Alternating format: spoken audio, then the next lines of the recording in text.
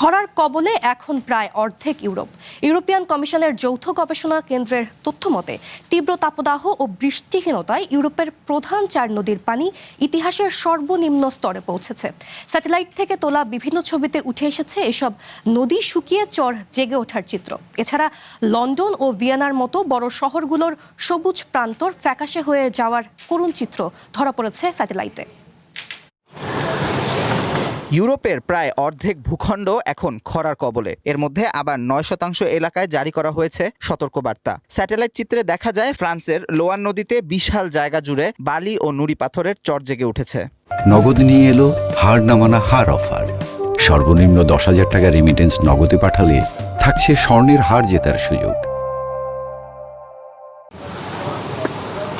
এদিকে ফ্রান্সের দক্ষিণ পশ্চিম অঞ্চলে গারন নদী ও এর আশেপাশের কৃষি জমিগুলো তীব্র তাপদাহে শুকিয়ে বিবর্ণ হয়ে গেছে। পরিস্থিতি সামাল দিতে দ্রুত নদীর প্রবাহ স্বাভাবিক রাখার জন্য জরুরি পদক্ষেপ নিতে বাধ্য হয়েছে স্থানীয় সরকার।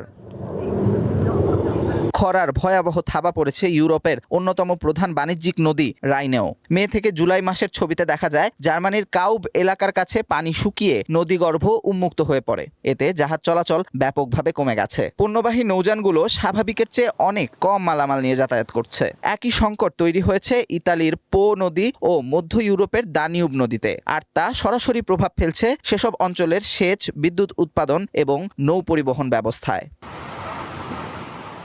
ইউরোপের সবুজ নগরীগুলোর চেহারা একরকম বদলে দিয়েছে এই তাপদাহ।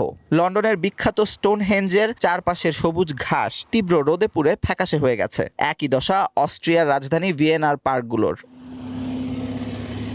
গত জুলাই মাস ছিল ব্রিটেনের 200 বছরের ইতিহাসের সবচেয়ে বেশি তাপমাত্রার মাস। আবহাওয়া বিশেষজ্ঞদের মতে সেপ্টেম্বর পর্যন্ত এই চরম খরা ও শুষ্ক পরিবেশ বজায় থাকতে পারে। Amanur Rahman, one international desk.